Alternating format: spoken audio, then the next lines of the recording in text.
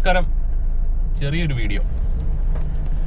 ഏതെങ്കിലും ഒരു പോക്കറ്റ് റോഡിൽ നിന്നോ മെയിൻ റോഡിലേക്ക് ഇറങ്ങുമ്പോൾ നമ്മൾ ശ്രദ്ധിക്കേണ്ട ഒരു കാര്യം എന്ന് പറയുന്നത് വളരെ സൂക്ഷിച്ച് മാത്രം മെയിൻ റോഡിലേക്ക് എൻ്റർ ആകുക എന്നുള്ളത് തന്നെ. അപ്പോൾ ആദ്യം നമ്മൾ ചെയ്യേണ്ടതെന്ന് പറയുന്നത്, നമുക്ക് രണ്ട് സൈഡും കാണുന്നതിന് ചില ലിമിറ്റേഷൻസ് ഉണ്ടാവാം. കൺജസ്റ്റഡ് ആയിട്ടുള്ള ഏരിയയിൽ നിന്നാണ് നമ്മൾ മെയിൻ റോഡിലോട്ട് എൻ്റർ ആവുന്നതെങ്കിൽ, അപ്പോൾ നമ്മുടെ വാഹനത്തിൻ്റെ മുൻവശം ചെറുതായി ഒന്ന് മെയിൻ റോഡിലേക്ക് ഒന്ന് എൻ്റർ ആക്കുക.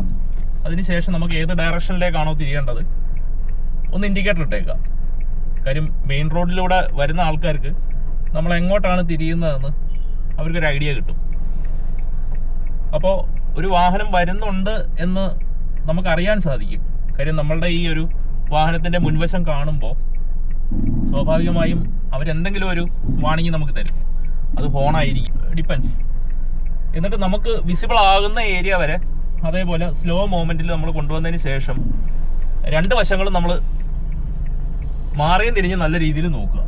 അതിനുശേഷം വാഹനം മെയിൻ റോഡിലേക്ക് ഇറക്കുക, യാത്ര തുടരുക. അത്ര തന്നെ. പിന്നെ ക്ലൈമറ്റ് അത്യാവശ്യം മഴയൊക്കെയാണ്.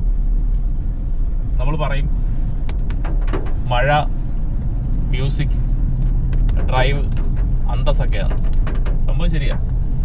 പക്ഷെ നമ്മൾ ശ്രദ്ധിക്കേണ്ടതായിട്ടുള്ള കാര്യങ്ങളെന്നൊക്കെ പറയുമ്പോൾ, ഈ മഴ സമയത്ത് പ്രത്യേകിച്ച് ടൂ വീലർ ഉപയോഗിക്കുന്ന ആൾക്കാർ അവരുടെ കണ്ണിൽ ഈ മഴത്തുള്ളികളൊക്കെ വീഴാനുള്ള ചാൻസസ് ഉണ്ടാവും, ഹെൽമെറ്റിന് ഫ്രണ്ട് വിസറൊന്നും ഇല്ലെങ്കിൽ. അപ്പോൾ നമുക്ക് പറയാൻ പറ്റത്തില്ല അവർ പൂർണ്ണമായിട്ടും അവർക്ക് ആ ഒരു വിഷൻ അന്നേരം ക്ലിയർ ആയിട്ട് കിട്ടും എന്നുള്ള കാര്യത്തിൽ.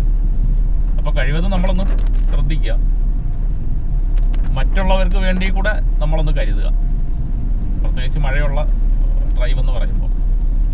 പിന്നെ എന്നെ ഉപദേശിക്കുന്ന കുറച്ച് ആൾക്കാരൊക്കെ ഉണ്ട്. വാഹനം ഓടിക്കുന്ന സമയത്ത് നമ്മൾ വീഡിയോ ഷൂട്ട് ചെയ്യുന്നുണ്ട്.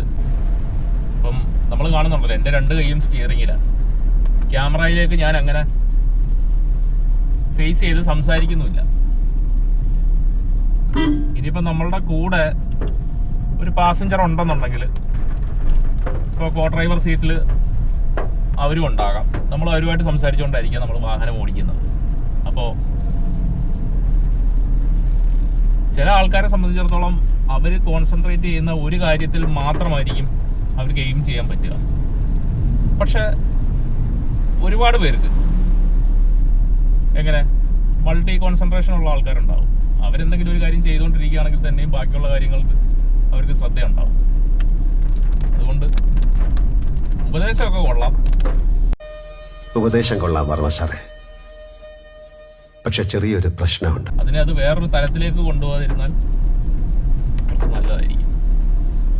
അപ്പോൾ നമ്മൾ പറഞ്ഞു വരുന്നതെന്ന് പറയുന്നത്, സഭ്യമായ രീതിയിൽ പ്രതികരിക്കുക എന്നുള്ളത് മാത്രമേ ഉള്ളൂ.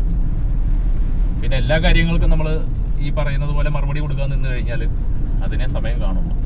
അപ്പം നമ്മളുടെ വീഡിയോ ഈ പറയുന്നത് പോലെ അതിനകത്തുനിന്ന് ഉൾക്കൊള്ളാൻ പറ്റുന്ന എന്തെങ്കിലും ഉണ്ടെങ്കിൽ മാത്രം ഉൾക്കൊള്ളുക, ഇല്ലെന്നുണ്ടെങ്കിൽ ഒഴിവാക്കിയേക്കുക. അപ്പോൾ ഓക്കെ. അപ്പോൾ അതൊന്ന് പറയാൻ വേണ്ടിയിട്ട് ജസ്റ്റ് ഒരു ചെറിയ വീഡിയോയിൽ വന്നു എന്നുള്ളതേ ഉള്ളൂ.